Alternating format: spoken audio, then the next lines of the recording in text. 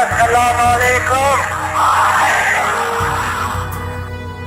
पाकिस्तान हासिल करने के लिए हमने बहुत कुर्बानी की है, मगर हमें पाकिस्तान को कायम रखने के लिए अभी और कुर्बानी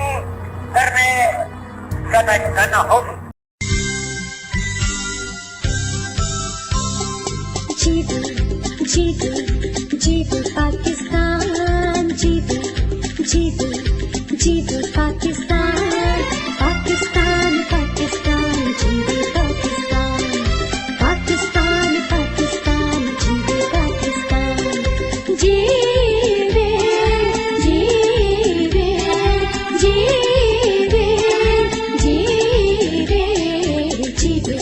जीवे जीवे पाकिस्तान, पाकिस्तान पाकिस्तान, जीवे पाकिस्तान। अस्सलाम वालेकुम, मैं हूं शगुफ्ता यास्मीन। मेरी तरफ से और तमाम मीडिया फोकस की टीम की तरफ से आप सबको जश्न आज़ादी बहुत मुबारक हो। जी हाँ, आज हम 76 जश्न आज़ादी मना रहे हैं। कई साल गुजर गए और आप सब जानते हैं कि पाकिस्तान कोई आसानी से तो बना नहीं था, काफ़ी जानों का नजराना देना पड़ा, उसके बाद जाके हमें ये मुल्क हासिल हुआ। मुल्क तो हमने हासिल कर लिया। शुरू में हमने देखा कि बड़ी जद्दोजहद हुई, कोशिशें की गई कि मुल्क को किसी तरह से हम आगे बढ़ाएं। वसाइल बड़े कम थे और काम बहुत था, लेकिन उस वक्त के लोगों ने जितना हो सकता था किया। इसी तरह हम आगे की तरफ बढ़ते चले गए और जब हम आगे की तरफ बढ़ते चले गए तो कभी हमने उतार देखा, कभी हमने चढ़ाव देखा। मतलब मुल्क जो है बार बार एक मुश्किलात का शिकार होता था और फिर वहाँ से निकल कर आता था। आज भी हम सब जानते हैं कि मुल्क में एक अफरा तफरी भी है, मुश्किल में भी घिरा हुआ है। हमें उम्मीद ये है और हमारी कहना चाहिए दिली ख्वाहिश ये है कि अल्लाह ताला इन मुश्किलात को ख़त्म करे और हम एक सुकून की ज़िंदगी की तरफ आ सकें, जिसमें हमें एक मेंटल पीस मिले। मुल्क होता ही ऐसा है, हम रहते ही वहाँ इसलिए क्योंकि हमें वहाँ मेंटल पीस मिलता है। लेकिन आज हर कोई परेशान है। न्यूक्लियर पावर हम बन चुके हैं, लेकिन शायद बहुत सारी चीज़ों की कमी अभी है। किस तरह से इसको हम अच्छा कर सकते हैं, हमारा क्या कंट्रीब्यूशन होना चाहिए, ये तमाम बातें आज के प्रोग्राम में हम करेंगे, क्योंकि आज है 14 अगस्त। जी हाँ, 14 अगस्त को कुछ हिस्ट्री भी दोहराएंगे, कुछ कुर्बानियों को भी याद करेंगे, गीत को भी शामिल करेंगे। 14 अगस्त हो और गीत शामिल ना करें, ये तो हो नहीं सकता। लेकिन यहाँ पर मेरे बहुत मोअज़्ज़ज़ मेहमान मौजूद हैं, पहले उनका तारुफ मैं आपसे करवाती हूँ और फिर हम प्रोग्राम को आगे बढ़ाते हैं। सबसे पहले मेरे साथ यहाँ पर ज़ुबैर तुफ़ैल साहब मौजूद हैं, जो कि FPCCI के फॉर्मर प्रेसिडेंट हैं और एक रिनाउंड बिजनेस पर्सन भी हैं। आइए उनसे मिलते हैं। अस्सलाम वालेकुम। वालेकुम अस्सलाम। जश्न आज़ादी मुबारक हो। आपको थैंक यू सो मच। और इनके साथ हमारे बड़े चहीते सैयद बकर मुजीबुल हाशमी मौजूद हैं। आप इनसे पहले भी मिल चुके हैं। इनको अगर मैं ज्योग्राफी का इंसाइक्लोपीडिया कहूँ या पाकिस्तान के बारे में कोई भी इंफॉर्मेशन आपको चाहिए हो तो बस आप सवाल कीजिए, फट करके जवाब आता है। अभी देख लीजिएगा, मैं प्रूफ भी कर दूंगी। अस्सलाम वालेकुम। जी वालेकुम अस्सलाम। जश्न आज़ादी बहुत मुबारक हो। जज़ाकल्लाह खैर, आपको भी मुबारक हो। बहुत बहुत शुक्रिया आपको। मैं बकर के बारे में ये कहूँ कि आज के दिन पूरे पाकिस्तानी ये बने हुए हैं वेस्टकोट के साथ, कायद-ए-आज़म का एक नक्शा खींचा, टोपी पहन लेते तो कमाल हो जाता है ना बकर। अच्छा, इनके साथ हमारी बहुत प्यारी सी सिंगर मौजूद हैं, डॉक्टर फ़राह। और डॉक्टर फ़राह के लिए 2 खुशियाँ हैं, एक तो 14 अगस्त और दूसरा ये हज करके आई हैं। माशाअल्लाह। वालेकुम अस्सलाम। आपको जश्न आज़ादी और हज दोनों बहुत मुबारक हो। बहुत बहुत खैर मुबारक, अल्लाह आपको खुश रखे। और मैं चाहूँगी कि डॉक्टर फ़राह, जी जी, आज़ादी का दिन है, बिल्कुल। आप भी आज़ाद हैं। कोई अच्छा सा गीत शामिल कर जी बिल्कुल, मैं अपने वतन के लिए बहुत अच्छा लगता है जब मैं कौमी नगमे गाती हूँ, तो ये जो जज्बा ये हर एक के साथ होना चाहिए और हमारे बच्चों को इस बात की आगाही होनी चाहिए। तो मैं आप लोगों को एक बहुत खूबसूरत नगमा सुनाती हूँ।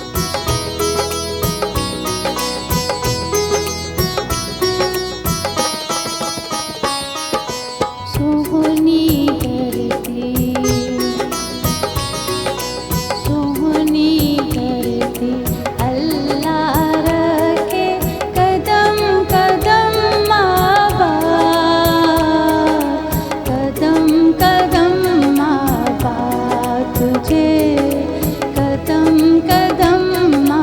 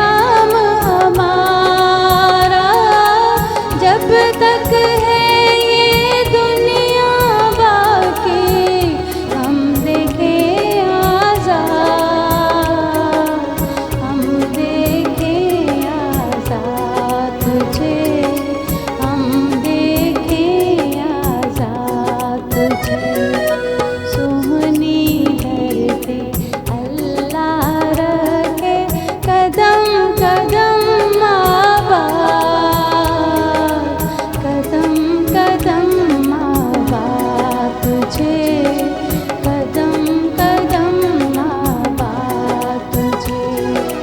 सोहनी धरती अल्लाह रखे।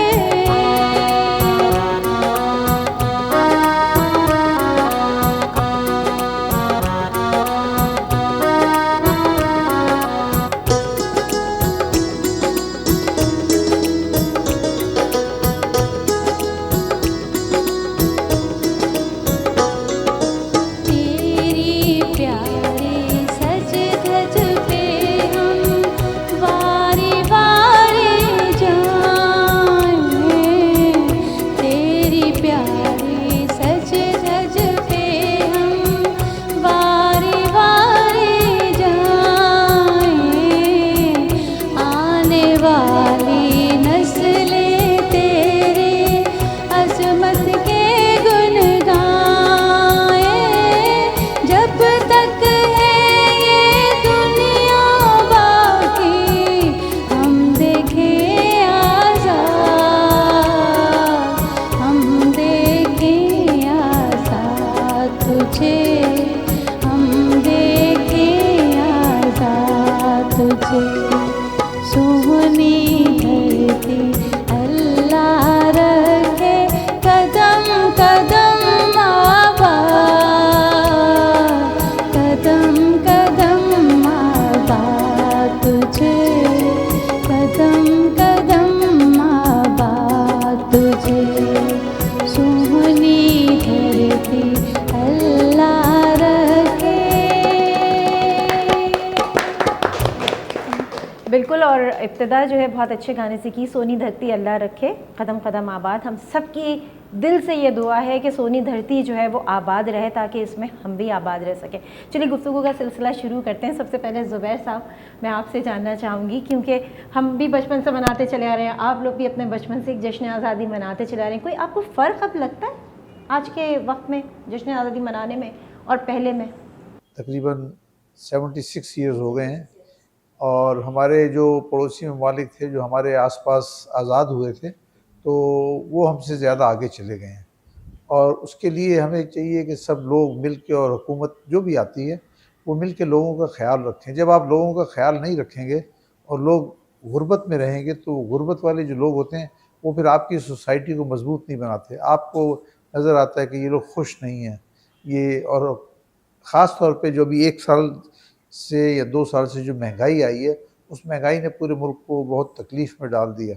लेकिन फिर भी हमें अपनी कोशिश जारी रखनी चाहिए, जो भी मुश्किलात हैं उसके बावजूद। सबसे अहम चीज़ है तालीम, कि आप तालीम जो है अपने बच्चों को तालीम दिलवाएं। तालीम ही वो दौलत है जिसके ज़रिए वो आगे जाके तरक्की कर सकते हैं, इसके बगैर कुछ नहीं है। और ख़ास तौर देखिए, आज भी तकरीबन कहते हैं 2.5 करोड़ बच्चे जो हैं स्कूल नहीं जा रहे, तो ये एक इंतहाई दुख की बात है। हमें उन लोगों को जो गरीब हैं, जो गांव देहात में रहते हैं, उनके बच्चों को भी पढ़ने का उतना ही हक़ है जितना किसी शहर में रहने वाले अमीर ख़ानदानों के बच्चे हैं। इसी तरह गरीबों के बच्चों को भी तालीम के लिए स्कूलों में मौके मिलने चाहिए। बिल्कुल सही बात है ज़ुबैर साहब, मैं आपकी बात को सेकंड करूंगी। जहाँ तक बात है कि देहात में भी बच्चों को पढ़ने का पूरा हक़ है। अब तो महंगाई की आपने बात की, तो महंगाई इतनी है कि यहाँ पर भी स्टूडेंट्स का ड्रॉप आउट बहुत हो रहा है। तो कहते हैं बहुत ज़्यादा अंधेरा हो रहा हो ना, तो फिर उसके बाद रोशनी क़रीब होती है। तो हो सकता है कि आने वाले वक्त में चीज़ें कुछ ऐसी हो जाएँ कि तालीम जो है वो मैट्रिक तक हमारे पास भी फ्री हो जाए, ताकि बच्चा बच्चा तालीम हासिल कर सके। और मुल्क को आगे बढ़ाने के लिए एजुकेशन का होना तो बहुत ज़रूरी है। बकर, मैं आपसे जानना चाहूँगी, कायद-ए-आज़म का भी तो यही फरमान था। बिल्कुल, कायद-ए-आज़म ने इस हवाले से पाकिस्तान बनाते वक्त ये अज़म किया था कि हम इस मुल्क को जब आके लेके जाएंगे तो सबसे अहम जो हमारी फील्ड या शोबा होगा वो तालीम का होगा। और जब तक बच्चे, जैसे सर ने अभी फरमाया ज़ुबैर साहब ने, कि तालीम वो फील्ड है, यानी वो मैदान है कि जिसमें तरक्की के बगैर कोई मुल्क भी तरक्की नहीं कर सकता। और जब तक हम इसमें आगे नहीं बढ़ेंगे, क्योंकि तालीम से शऊर आता है, और शऊर आने से ही हमें पता चलता है कि हमारी क्या वीकनेसेस हैं, हमारी क्या खामियां हैं, हमारी क्या खूबियां हैं, और हम उसको कैसे बेहतर कर सकते हैं। अभी इसमें एक बात मैं ऐड कर दूं साथ में, अभी माशाल्लाह से सोनी धरती का खूबसूरत गाना जो है मोहतरमा फ़रहा ने गाया। पहले तो आपको बहुत मुबारक हो, माशाल्लाह से बहुत खूबसूरत आपने गाया। इसमें एक ज़रूर बता दूं कि ये जो नग़मा है ये मसरूर अनवर ने तहरीर किया और उसको शहनाज बेगम ने गाया, जो बहुत सुपर डुपर हिट हुआ। 1997 में जब पाकिस्तान की गोल्डन जुबली हुई थी तो पाकिस्तान टेलीविज़न PTV ने एक 10 बेहतरीन गानों का इंतखाब किया था और आवाम से वोटिंग मांगी थी कि सबसे बेहतरीन 10 गाने कौन से होंगे। तो वो रैंकिंग होते होते दूसरे तीसरे दूसरे पे पहले नंबर पे जो गाना सेलेक्ट हुआ था वो यही गाना था, सोनी धरती अल्लाह रखे। और शहनाज बेगम को बांग्लादेश फ़ोन करके मुबारकबाद दी गई कि आपका गाना नंबर 1 आया।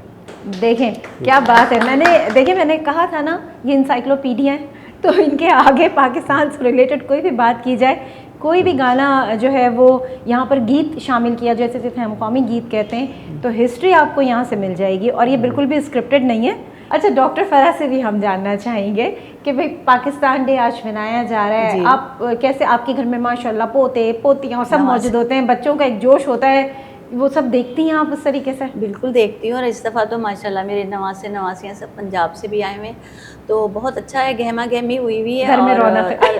आज जब फिर मैं भी तैयार हो रही थी अपने इस प्रोग्राम के लिए, तो कपड़े ख़रीद कर लाई, और बच्चों के लिए भी मेरी नवासी मेरे साथ ही तकरीबन आई हुई है, तो उसने को भी मैंने कहा कि बेटे आप भी फ्लैग लीजिए, और क्यों किस तरीके से, और नेल पॉलिश तक हम लोगों ने ग्रीन लगाई पाकिस्तानी यानी कि जो हमारे झंडे की निशानी वाइट है और ग्रीन है, तो ये एक शौक़ और जज्बा जो होता है ना, चूँकि अगर हमारे घर वालों के अंदर, बड़ों के अंदर होगा तो फिर बच्चों के अंदर भी पैदा होगा। बिल्कुल।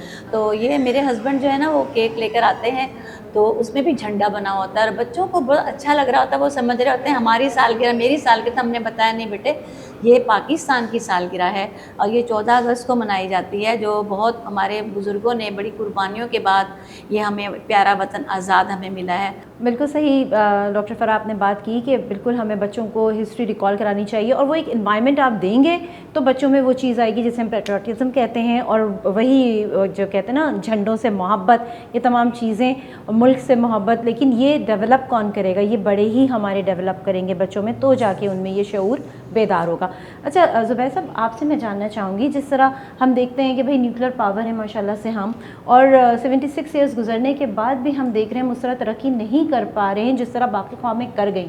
अगर बिज़नेस की तरफ देखते हैं तो वहाँ पे भी बड़े कहना चाहिए कि सेटिस्फैक्ट्री हालात नहीं हैं। आप क्या समझते हैं कि क्या कुछ किया जा सकता है, क्या वजूहात रही जिसकी वजह से हम यहाँ पे खड़े हैं? देखिए, इस 76 साल में अगर हम ये गिने कि पाकिस्तान ने क्या चीज़ कुछ हासिल किया और क्या खोया, जहाँ तक हासिल करने का ताल्लुक़ है तो मैं समझता हूँ जो आपने अभी भी कहा कि पाकिस्तान वाहिद इस्लामी मुल्क है जो कि एटमी क़ुव्वत बना, तो ये तो एक पाकिस्तान की बहुत अचीवमेंट थी। और उसके बाद एक जो खोने का जो बात है वो हमने 1971 में ईस्ट पाकिस्तान खो दिया, जो हमारा मुल्क का हिस्सा था, और उसमें मैं इस तफसील में नहीं जाऊंगा कि उसकी क्या वजूहात थी, लेकिन वो हमने बहुत बड़ा अपना नुकसान किया। बहरहाल अब देखिए, इस मुल्क में बहुत सारे वसाइल हैं, इसमें पहाड़ हैं, दरिया हैं और एग्रीकल्चर है, 4 मौसम है, एग्रीकल्चर है, लेकिन उसमें कोई ऐसा लगता है कि किसी जगह पे कोऑर्डिनेशन की कमी है। अगर कोऑर्डिनेशन हो, देखें पाकिस्तान एक ज़रई मुल्क है और ये लगभग इतनी गंदम पैदा करता है कि अपना पूरा गंदम खुद कफील है।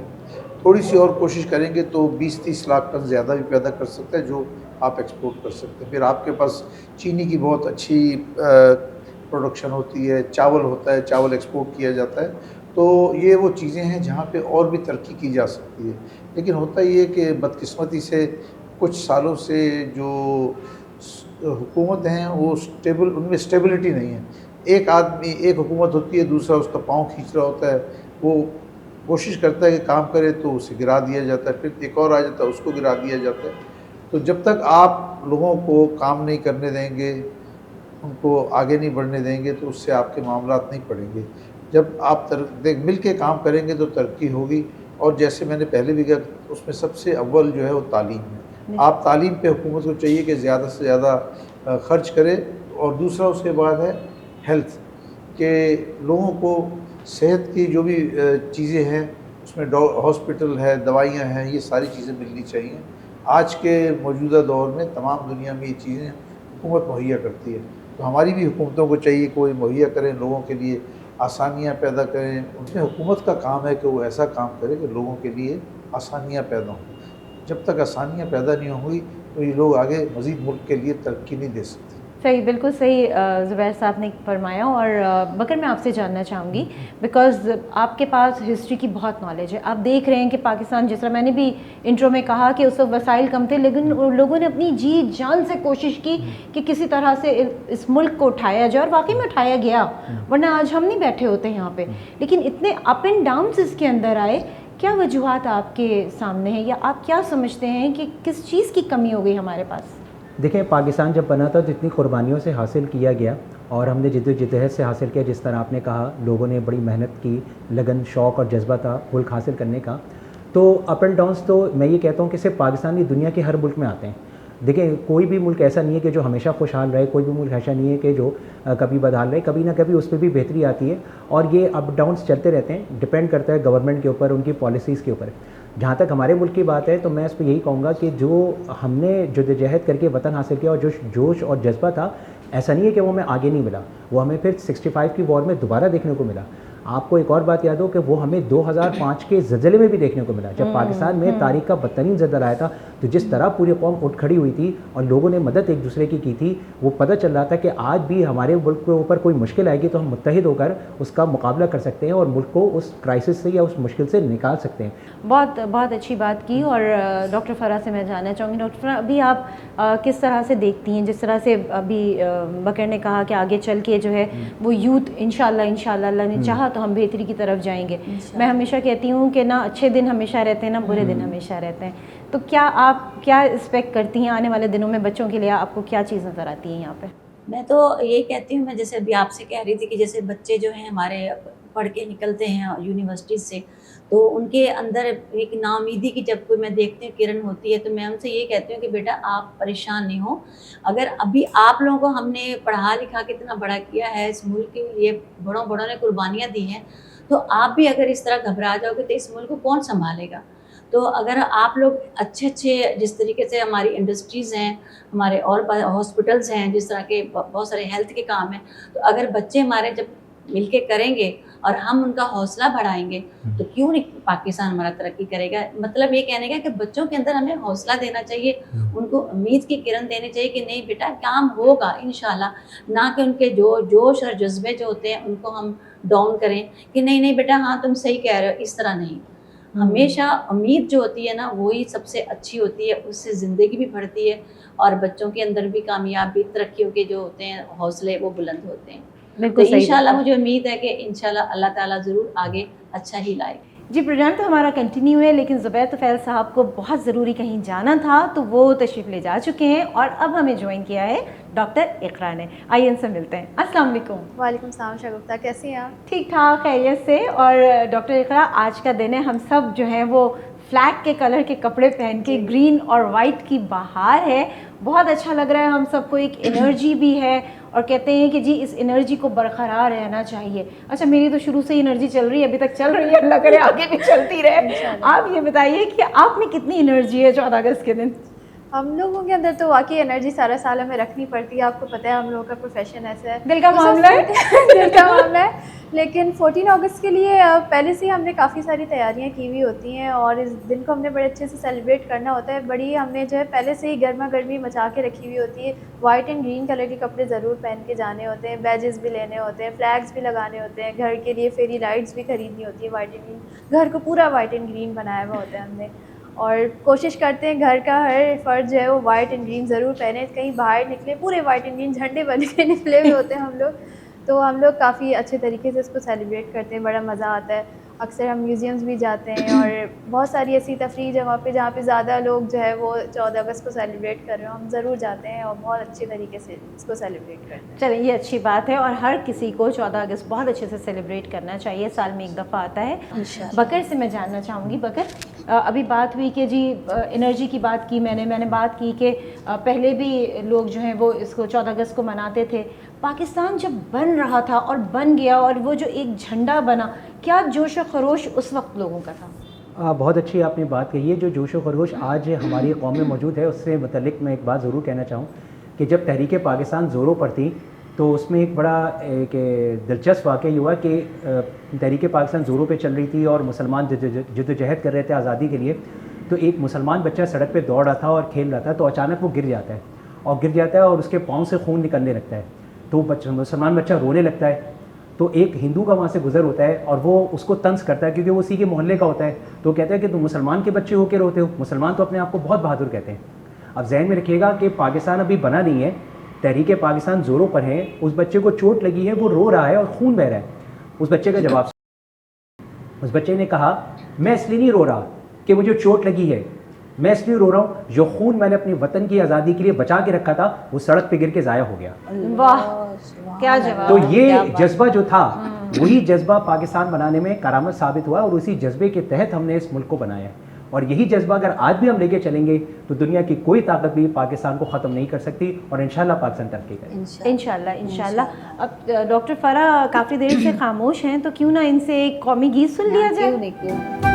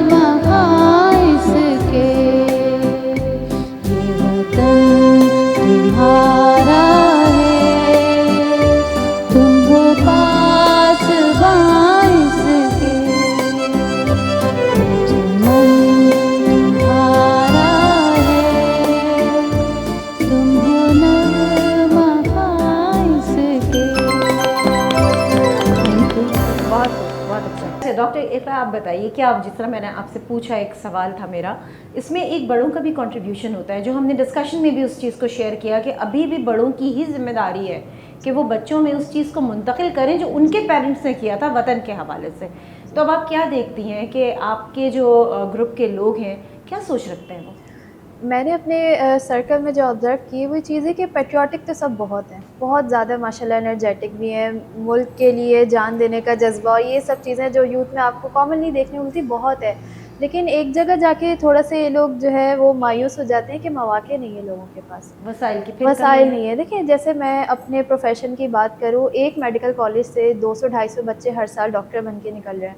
200-250 वैकेंसीज़ हैं आपके पास, आप इन लोगों को कहाँ सेटल करेंगे, कहाँ लगाएंगे? तो इस जब आप ये एक एजुकेशन का जो आपने प्रोग्राम बनाया है, इसको आप आगे मज़ीद बढ़ाने के लिए, इन लोगों को आगे मौक़े फ़राहम करने के लिए आपको एक प्रोग्राम इसके लिए भी बनाना पड़ेगा कि ये लोग जो तालीम हासिल करके निकल रहे हैं, इनको आगे कहाँ सेटल करना है। प्लेसमेंट क्या है? ये सिर्फ तालीम हासिल करना, ये तो सिर्फ वो नहीं है कि आपने डिग्री लेके घर में तो नहीं बैठना है, आपने उसको काम में भी तो लाना है ना। अगर आप डॉक्टर बने तो आप किसी की खिदमत करने के लिए, इंसानियत की खिदमत करने के लिए, अपनी मुल्क और कौम का जो जज्बा है खिदमत करने का, उसको आप कहीं ना कहीं तो लगाएंगे ना। ये तो डिग्री लेके तो घर नहीं बैठ सकते। तो ये है कि आपको मौक़े जहाँ पे कम होते हैं ना, तो वहाँ मैं देखती हूँ कि लोगों के अंदर थोड़ी सी मायूसी आ जाती है। फिर लोग क्या करते हैं, आपको अपने मुल्क में, आपको with in the city, with in the approach आपको नहीं मिल रहे होते ना मौक़े, फिर वो सोचते हैं भाई हम बाहर निकलते हैं यहाँ से, जहाँ पे उनको आसान रास्ता नज़र आता है जाने का, जहाँ पे एग्ज़ाम के अंदर थोड़ी सी फ्लेक्सिबिलिटीज़ हैं, जहाँ पे रहने के अच्छी थोड़ी सी पॉसिबिलिटीज़ हैं, जहाँ पे थोड़ी सी सैलरी ज़्यादा अच्छी है, लोग वहाँ निकलने की, भागने की जो है यहाँ से कोशिश करते हैं।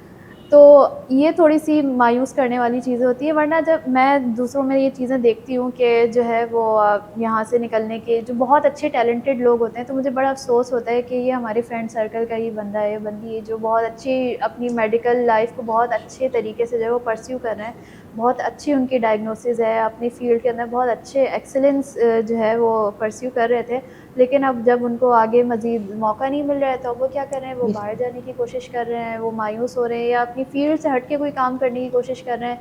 तो ये चीज़ें थोड़ा-सा जो है वो मायूस करती हैं इंसान को। लेकिन स्टिल मैंने कुछ लोगों में देखा है, ऐसे भी लोग हैं जो वो ट्राई करते रहते हैं। कुछ लोगों को वतन से इतनी मोहब्बत होती है, मेरी ही फ्रेंड सर्कल में मैंने ही अपने साथ लोगों को देखा है, बार-बार फेलियर के बाद, मौक़े ना मिलने के बावजूद कोशिश करते रहते हैं, नहीं अपने मुल्क को नहीं छोड़ेंगे, नहीं यहीं रहेंगे, जो करेंगे यहीं करेंगे, इसी मुल्क में फ़ना हो जाएंगे, यहीं रहेंगे, यहाँ से आगे नहीं निकलेंगे, जो करना है अपने मुल्क के लिए करना है। जब इस मुल्क में तालीम हासिल की है तो यहीं पे रह के लोगों की खिदमत करनी है।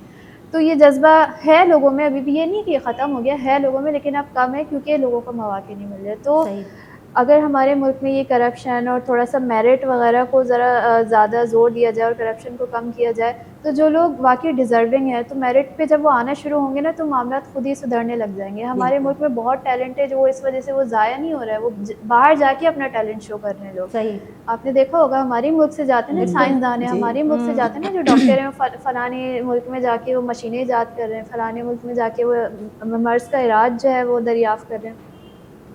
हमारे मुल्क में यही तो सारे मसले मसाइल हैं। सेहत के हवाले से अगर आप देख लें, तो एंड स्टेज जो डिजीज़ हैं उनका हमारे पास इलाज ही मौजूद नहीं है। हार्ट फेलियर है उसके पास, इसलिए हमारे पास ट्रांसप्लांट के लिए जो है वो कोई चीज़ ही नहीं है कि हम मरीज़ को हम मरतबा छोड़ देते हैं और कुछ कर ही नहीं सकते। मेडिकल ट्रीटमेंट जहाँ तक हो सकती है हम उसका इलाज कर सकते हैं, हम ट्रांसप्लांट के यहाँ पे काबिल ही नहीं है, हमारे पास चीज़ें ही मौजूद नहीं है। अगर आपकी किसी टर्मिनली इल पेशेंट से आपका पाला पड़ गया है, फिर तो आप उसके लिए दुआ ही कर सकते हैं, उसके लिए तो कोई आप इलाज ही नहीं कर सकते। एंड स्टेज कोई कैंसर है, आप उसको मरीज़ को उसके बस हाल पे छोड़ सकते हैं और कुछ कर ही नहीं सकते। तो ये चीज़ है कि मौक़ों के साथ साथ हमें वो आसाइशें भी फ़राहम की जाएँ, वो चीज़ें भी फ़राहम की जाएँ जिनसे हम इलाज कर सकें। और हर फील्ड के लिहाज से, सिर्फ ये मैं मेडिकल की फ़ील्ड का नहीं कह रही, हर फील्ड के लिहाज से उन लोगों को मौक़ों के साथ साथ उनके लिए वो चीज़ें भी प्रोवाइड की जाए जिनसे वो लेके अपने प्रोग्राम को आगे बढ़ा सकें, एजुकेशन को, हेल्थ को, बिज़नेस को। तो फिर इंशाल्लाह हमारा मुल्क भी तेज़ी से तरक्की करेगा। बिल्कुल सही। मौक़ों की आपने बात की, मौक़े और वसाइल दोनों चीज़ों की बहुत ज़्यादा कमी जो है, और जिस तरह मेडिकल की आपने बात की, तो हम दूसरे ममालिक में देखते हैं कि वहाँ पर मेडिकल आपका एक हद तक फ्री होता है, जिस पे आप वहाँ की अगर नेशनल हैं आप, तो आपको मेडिकल फैसिलिटीज़ मिल रही होती हैं। कैंसर हो, हार्ट हो, शुगर हो, कोई भी बीमारी हो, आपको गवर्नमेंट सपोर्ट कर रही होती है, बिकॉज़ आप वहाँ से टैक्स पे ही होते हैं। हमारे साथ अनफॉर्चुनेटली मसला ये है कि हम सब टैक्स तो दे रहे हैं लेकिन बुढ़ापे में काम कुछ नहीं आना है। इसी वजह से आज भी जो आदमी बुढ़ापे की तरफ चला जाता है, रिटायरमेंट के बाद भी एक बुज़ुर्ग को काम करना पड़ता है, क्योंकि वो जो हमने टैक्स दिया है वो हमारे लिए नहीं है, वो हम यूटिलाइज़ कर ही नहीं सकते। आप समझें, आपने दे दिया, बस कहानी ख़त्म हो गई। तो ये सारी चीज़ें अगर बेहतर हो जाएं तो ये मुल्क बहुत खूबसूरत है।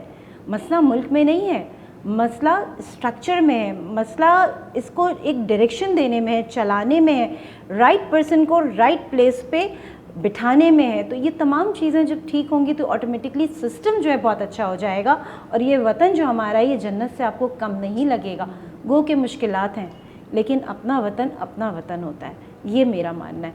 अच्छा बकर, मैं आपसे जानना चाहूँगी कि हमने अभी इतनी बात की, इतनी सारी जो गुफ्तगू हुई उसमें हमने पाकिस्तान के हवाले से बात की। मेरे जहन में बार बार आ रहा था बिकॉज आप को हिस्ट्री बहुत अच्छी तरीके से पता है, एक एक चीज़ आप जानते हैं, क्या हुआ था क्या नहीं हुआ था, बाय हार्ट और बाय ईज़िली आप एक्सप्लेन करते हैं, पढ़ा भी रहे हैं। तो ये जो मुश्किल हालात चल रहे हैं, आप क्या समझते हैं? कोई 3 चीज़ें ऐसी आपके जहन में हैं या 2 चीज़ें कोई ऐसी आपके जहन में कि अगर हम ये कर लें तो मुल्क तेज़ी से आगे की तरफ बढ़ेगा? हाँ, बहुत अच्छा आपने सवाल किया है। और जैसे कि पहले ये है कि देखें, कौमें वही तरक्की करती हैं जो तारीख़ से सबक सीखती हैं, और उनकी तारीख़ अगर बहुत शानदार हो, रोशन हो, ताबनाक हो, तो जाहिर सी बात है कि उसका असर आने वाले मुस्तक़बिल पे भी पड़ता है। माशाल्लाह से हमारी हिस्ट्री बहुत शानदार है। इसी की मिसाल मैं आपको दे दूं कि जब कहते हैं सिविल नाफरमानी की तहरीक चल रही थी, तहरीक पाकिस्तान के दौरान, तो एक मुस्लिम लीग की विमेन वर्कर थी सुगरा फातिमा, पंजाब से उनका ताल्लुक़ था। वो पंजाब सेक्रेटेरिएट की इमारत के अंदर गई और उन्होंने छत पे जाके मुस्लिम लीग का जो है ना परचम लहराया और यूनियन जैक का परचम उतार दिया। आज भी उनका नाम तारीख़ में, किताबों में हम बच्चों को पढ़ाते हैं और बताते हैं कि ये ऐसा जज्बा जो था। और उस लड़की की एज 17-18 साल की थी, बहुत यंग थी एज। अब मैं आपको एक बड़ी इंटरेस्टिंग बताऊं कि मैंने सुगरा फातिमा का 2015 में पाकिस्तान टेलीविज़न से इंटरव्यू देखा था and she was 88 years old. Oh अच्छा। यस, और मैं उस वक्त ये देख के मुझे एकदम देखा, अरे मैंने कहा ये तो वही सुगरा फातिमा है। तो मुझे हैरानी हुई, और वो जब उनके मैंने ख़यालात सुने थे तो वो इसी हवाले से बात कर रही थी। पाकिस्तान के जो 1947 से 2015 तक की सिचुएशन थी, उन्होंने उसका भी अहाता करते हुए ये कहा कि हमने जिस मकसद के लिए वतन हासिल किया था, आज वो मकसद पूरा होते हुए दिखाई नहीं दे रहा। लेकिन मैं नाउम्मीद नहीं हूँ, मुझे उम्मीद है कि हम इस वतन को दोबारा से तरक्की की राह पे ले जाएंगे। और जो आपने 3 स्टेप की बात की, तो मैं तो बहुत आसान से बात करूँगा। वो 3 स्टेप वही हैं जो हमारे फाउंडर हमें देकर गए। वो 3 स्टेप क्या हैं? फर्स्ट स्टेप है काम, दूसरा स्टेप है काम, तीसरा स्टेप है और ज़्यादा काम। यही 3 स्टेप आप फॉलो करें, आपका मुल्क तरक्की कर जाएगा। तो कायद-ए-आज़म ने का जो फरमान है काम काम और ज़्यादा काम, तो इससे हमें ये सीखना चाहिए कि हम अपने तमाम ज़ाती मफाद को जो है वो ख़त्म कर दें मुल्की मफाद की नज़र में, कि हमें पहले अपने मुल्क को सामने रखना चाहिए। और जैसे डॉक्टर इकरा ने बहुत अच्छी बात की कि आज भी ऐसे लोग मौजूद हैं कि जो ये सोचते हैं कि इसी मुल्क में रहना है, इसी मुल्क में जीना है और इसी मुल्क को तरक्की देनी है, कुछ भी हो इसी मुल्क में मरना है, क्योंकि हमारा जीना इसी मुल्क में है। हमारी अब यानी जिसे कहना चाहिए कब्रें इसी मुल्क में बनेंगी। हमारे आबाओ अजदाद जो हमारे लिए वतन बना के गए, हमारी आने वाली नस्लें जो इस वतन को आगे लेके चलेंगी, तो हमें इसी मुल्क के लिए ही जद्दोजहद करनी है। अगर हमने ये सोचा तो यकीनन हम इस मुल्क को छोड़ने का सोचेंगे भी नहीं, और सिर्फ ये चाहेंगे कि अपने मुल्क की तरक्की के लिए अपनी तमाम ज़ाती जो मफादात है उसको कुर्बान कर दे, और सबसे पहले पाकिस्तान का सोचें। बिल्कुल सही। और इसी बात पे डॉक्टर फ़रा मैं चाहूँगी कि एक यादगार कौमी गीत हो जाए।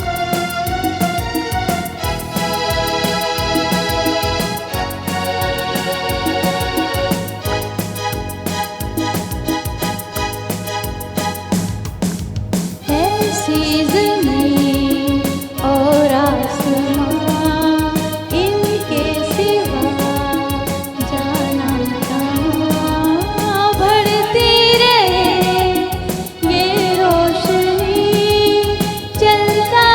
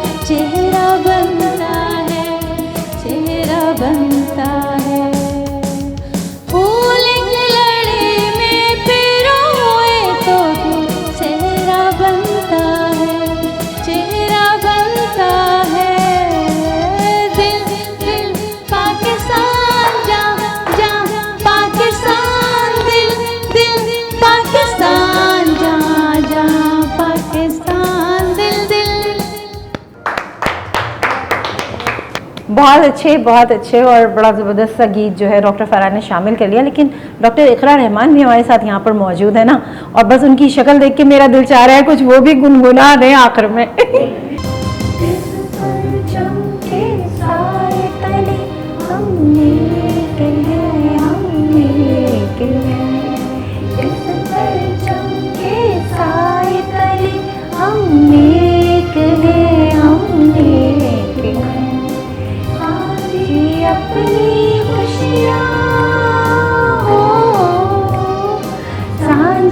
अपनी खुशियाँ और हम एक हैं, हम एक हैं। इस परचम के साए तले हम एक हैं, हम एक हैं।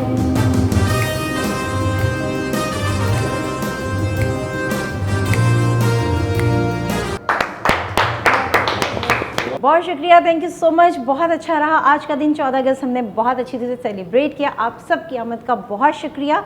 और यहाँ पर बस मैं ये कहना चाहूँगी कि जिस तरह कायद-ए-आज़म ने कहा काम काम और बस काम, उसके साथ अगर मुल्क को तरक्की देनी है तो 3 चीज़ों का ख्याल रखना है, यूनिटी, फेथ एंड डिसिप्लिन। ये 3 चीज़ें जिस कौम में होती है उसको तरक्की से कोई रोक नहीं सकता। इसके साथ ही शगुफ्ता यास्मीन को दीजिए इजाज़त। मेरी तरफ से और तमाम मीडिया फोकस की टीम की तरफ से आप सबको जश्न आज़ादी बहुत मुबारक हो। पाकिस्तान जिंदाबाद।